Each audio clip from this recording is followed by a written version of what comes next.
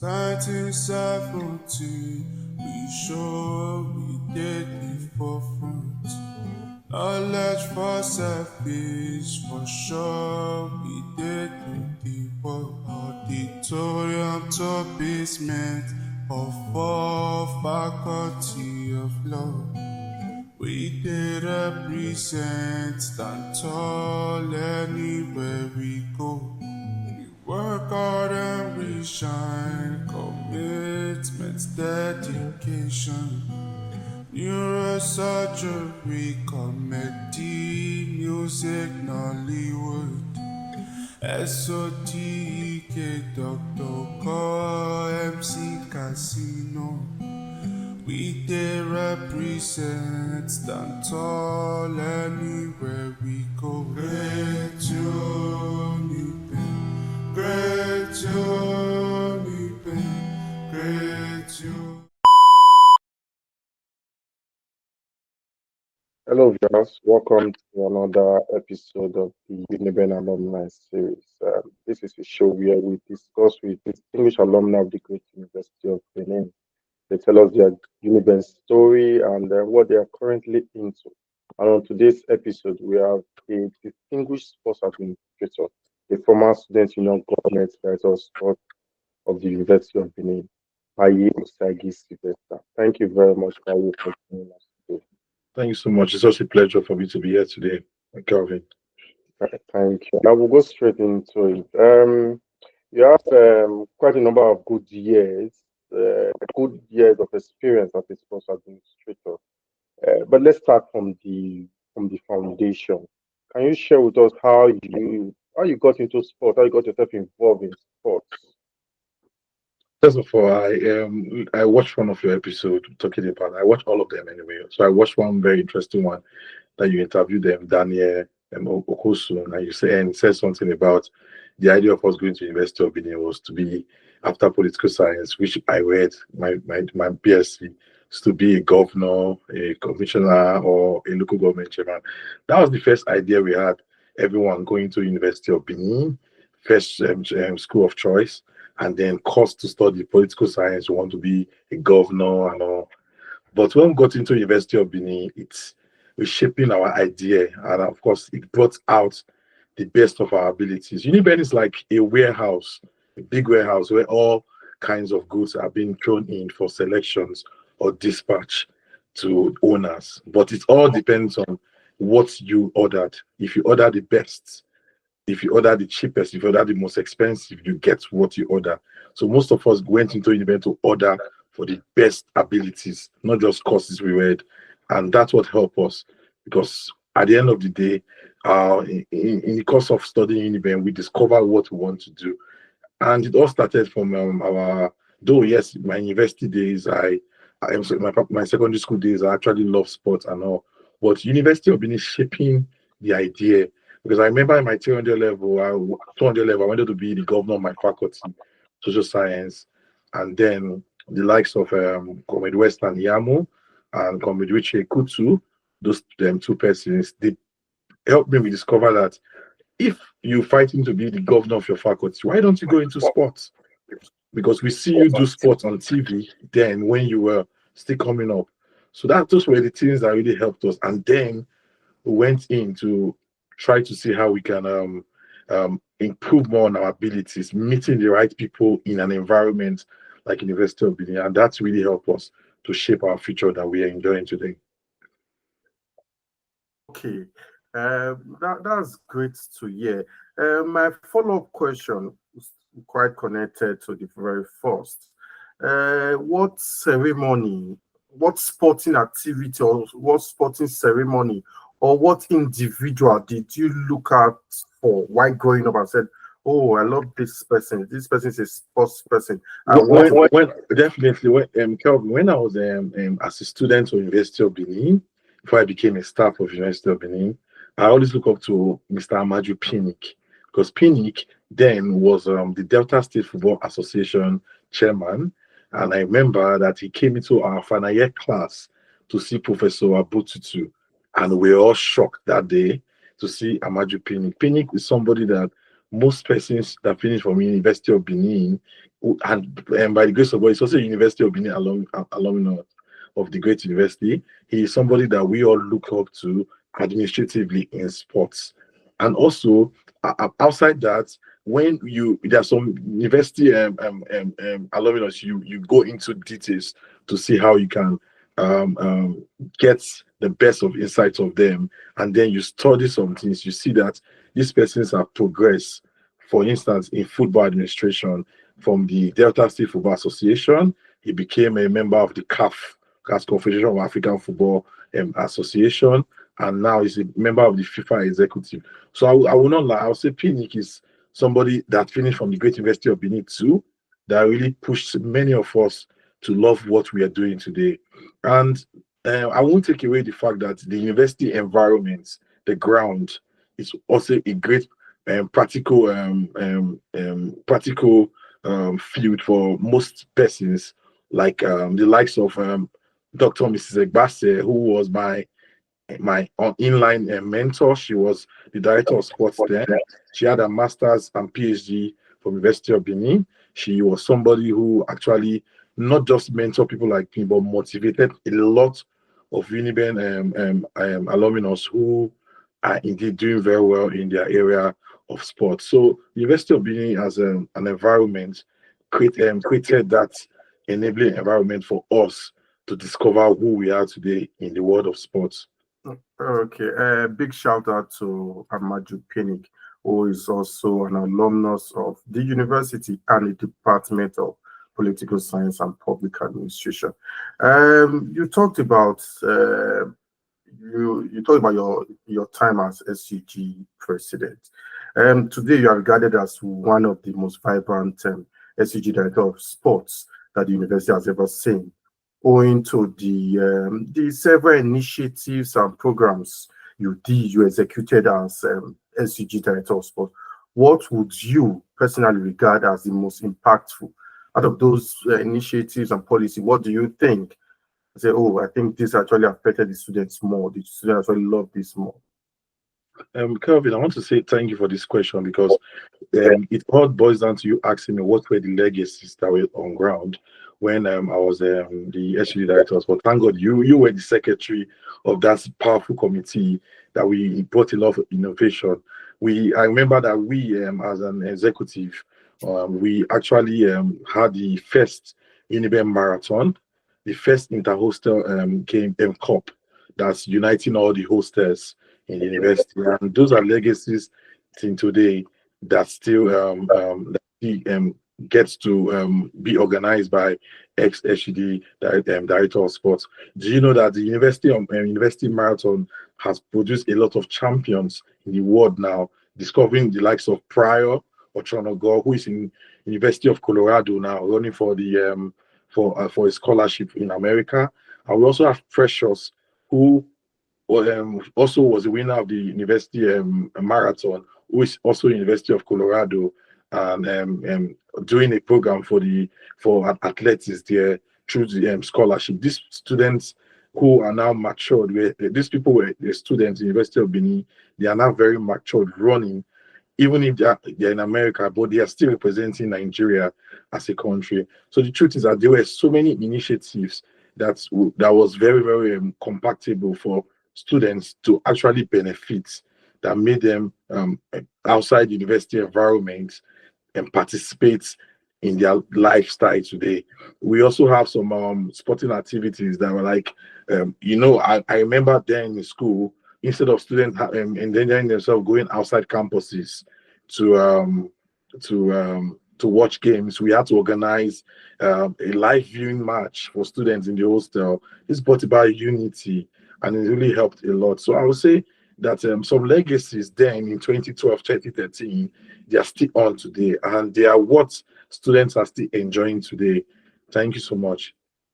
Yeah, good to know that some of those initiatives are still being executed by the current student union executive for the benefit of the students. Let's talk more about your time in UNIBEN. You initially said you wanted to be governor of your faculty of social sciences, having served as assistant secretary general of the association. You wanted to be governor, but because of some issues surrounding leadership and order, the election could not hold, and you went ahead to become the SCG director of sports. You had a very interesting time in UNIBEN. When you talk about politics, when you talk about social life and all that, what can you pick and say this was my best moment? Well, my best moment in University of Benin definitely was like you said, it was a political disappointment for me.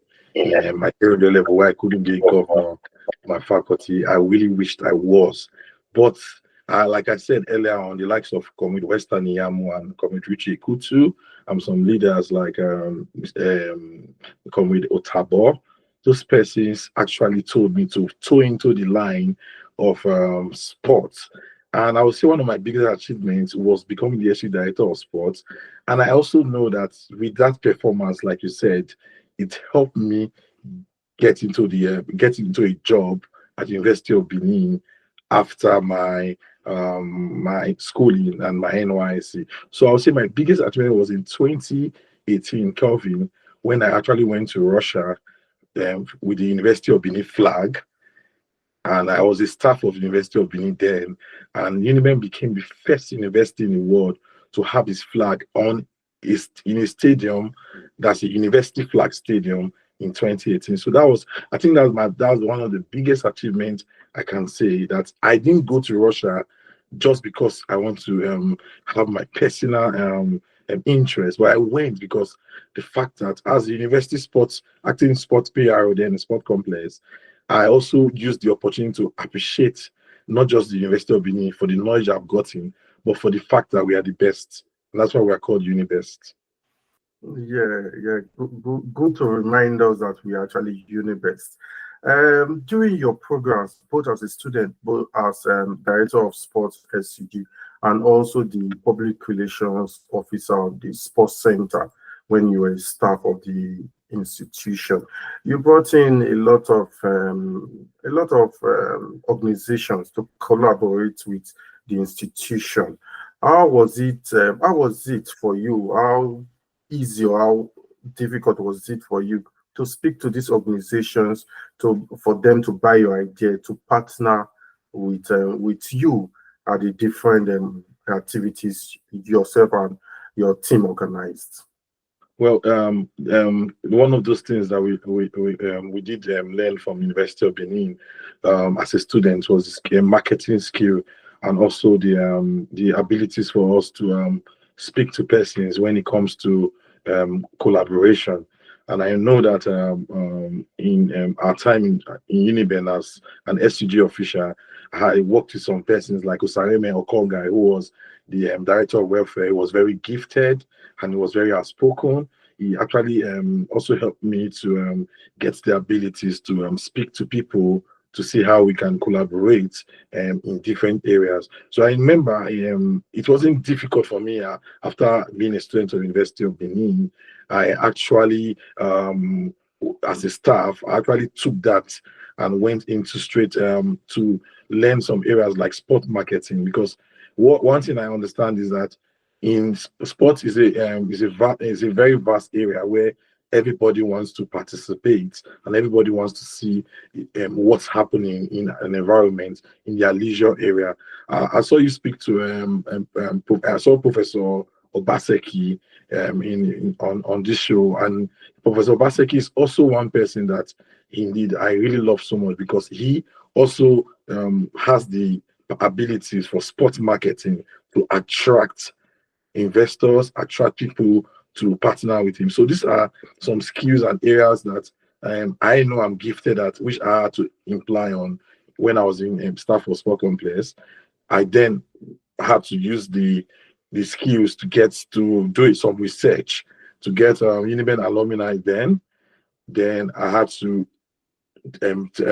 take permission from the director of sports and the vice chancellor, Professor Owense, who granted me sometimes permission for the ones I have to go to actually invite them over to for programs and games in sport complex. So sports, I would say the area of sport marketing, I actually focus a lot about that area so that I can attract people that were special guests like the likes of engineer Osa Oviadolo, who is a giver and a philanthropist. He also is among persons who sponsored the University of Benin Marathon through his foundation called Bedrock Foundation. So these are the persons who came in to help the University of Benin Sports Centre then to sponsor programs and games. So it was not an easy task, but I believe that sometimes when we are up to the task, we always have to go and have the abilities to get what is good for the students to be happy. So in time, it was a good ride because I always met most UNIBEN alumni to help them assist us in our programs.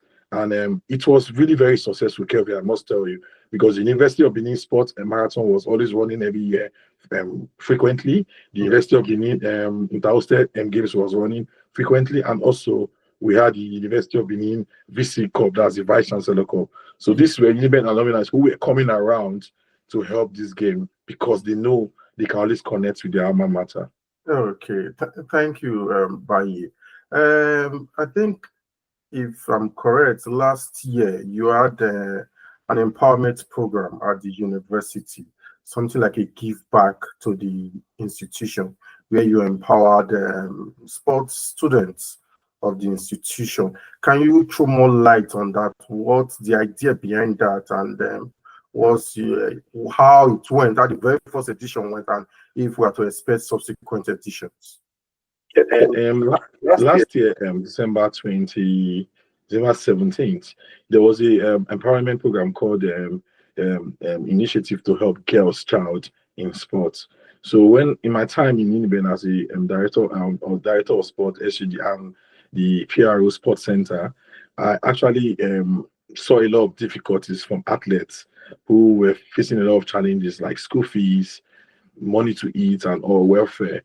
I understand that even when the university does a lot or provides a lot for them, but the truth is sometimes we also have to have the extra efforts to see how we can top up to help them so they can have a more conducive environment to learn and to practice or on the area of sport. So it was an initiative where I had to speak to some of the UNIBEN alumni who actually graduated from the university, the likes of Honorable Sifo Sasei and Engineer Osa Oviadolo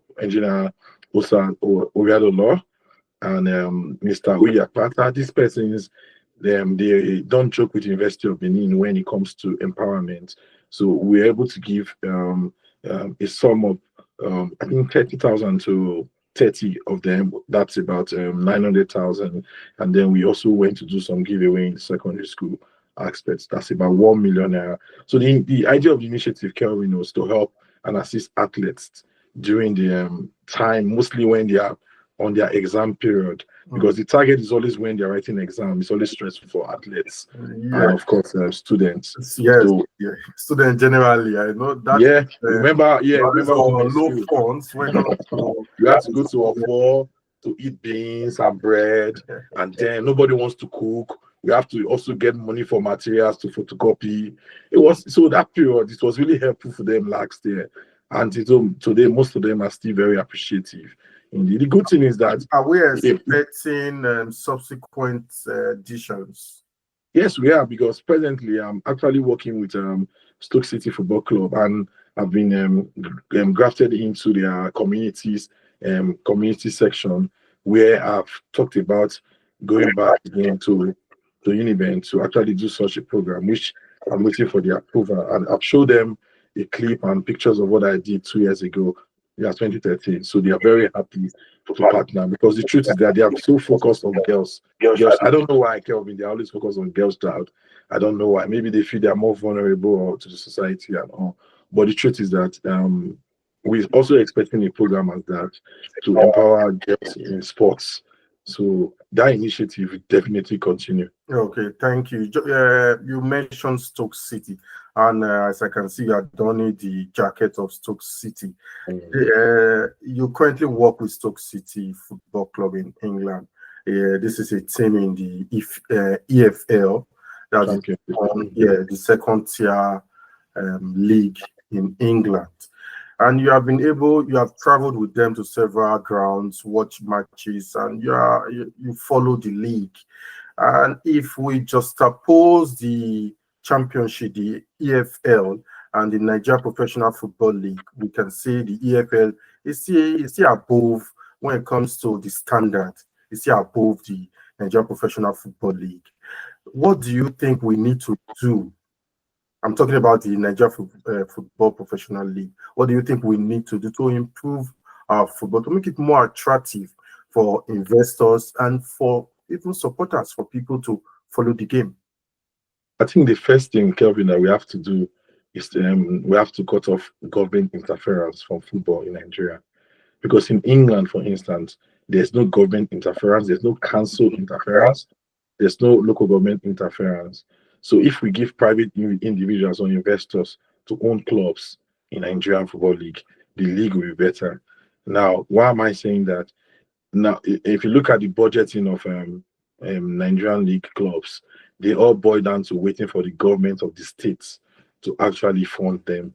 And if there's no fund, or if a governor, for instance, does 4 years, he loves sports and he actually pumps money into the club will do well. But what if the next governor who comes in doesn't like sports? So the structure, the first part, if we have to have a standard Nigerian league, is that we have to privatize clubs, or we have to allow them run their clubs by themselves, allowing investors to come in. And then also, how are we going to attract investors?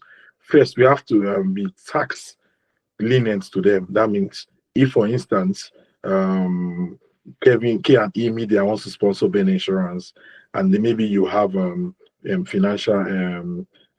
financial gains, or you are financially very buoyant, then your tax that you earn or you pay for the year to government has to be reduced based on your involvement in football. So there have to be attractive ways for Nigerian League to be improved, because Nigerian League is a government league. It's owned by the government, and it's not supposed to be like that. It's not supposed to be like what happens.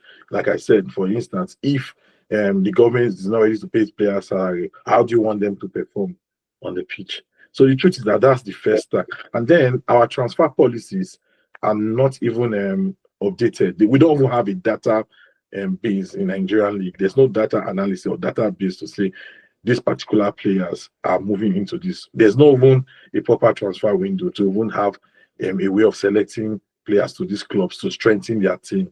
So there are a lot of things that need to be done. I know that the new NSC chairman, Alhaji Shehu Diko, is going to do very well, because to some extent he was the former NFL and NFPL chairman, the Nigerian Football Professional League. He was former chairman, so I believe he's going to improve that. So the main thing is the interference of government in football clubs in Nigeria. It has to cut off. Yeah. Oh, okay. Let's go back to UNIBEN. And this is quite a constant question on this show. You went to UNIBEN. You are a UNIBEN ambassador, because you went to University of Benin Staff School. You went to UDSS Demonstration Secondary School. You went to UNIBEN. You worked there for some years. You spent a reasonable amount of your years in UNIBEN. What did you take away outside the certification, your SSC, your premises living certificate, your BSc? Outside the certification, what did you take away from UNIBEN? What is that one thing, or what are those things that you look back into and say, oh, UNIBEN built me in this way, UNIBEN gave me this, UNIBEN gave me that? What are those things, if they are not the one? First thing I would say is that one thing I would say I took away from UNIBEN is I will use the word street credibility with educational measures. How would I say it? First of all, it's not about going to class every day, having a first class or a second class. The ability to mix with everybody, different kinds of persons, like the rich, the poor, the average, the intelligent, the ones who become intelligent, the experience to mix with everybody and then to blend. It's one thing that I say that University of Benin really I took. That's why today, anywhere I go, I love to talk to everyone, irrespective of who they are, who they want to be, or who they become. Because at the end of the day, I believe that we are all one and we all have different abilities that makes us unique. So that's one thing that University of Benin actually give so many persons like us, the ability to go around everyone. I didn't just go to school because I want to go to UNIBEN to have a first class or a second class and then look for a job. But I'm so happy that Kelvin, you were my classmate in school. So you know what happened. We were always bonding outside classworks. We were always going around. You were very successful. You were the chairman of our class. And you saw we were different from every other courses, every other department in our faculty because of a proper organization. You had friends who were like minds who actually gave you the ability to organize things. That's why our class in our time we had 4 first class, not just because of the brain, but these first class students also were also ready to move around every other person's. Even if you had a 2-2-2-2-1, we all looked at ourselves as one and both our different abilities we had because we know that only UNIBEN can make us have that. Thank you. And the very last question. I know you spoke about it at the beginning of the conversation when you talked about the course that one of the previous guests, MC Richman, when he said you go into political science with that mindset of becoming a political leader and office holder. I think if I can remember exact words he used, that he thought that immediately after graduation, we'll have an office in the local government waiting for us to come and occupy as local government chairman.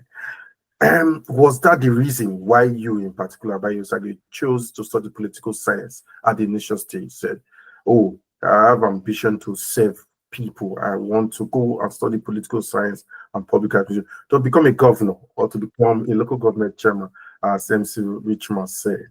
Like I wanted to study political science and public admin because I wanted to be. I said when I was growing up, I want to be a governor of Edo State.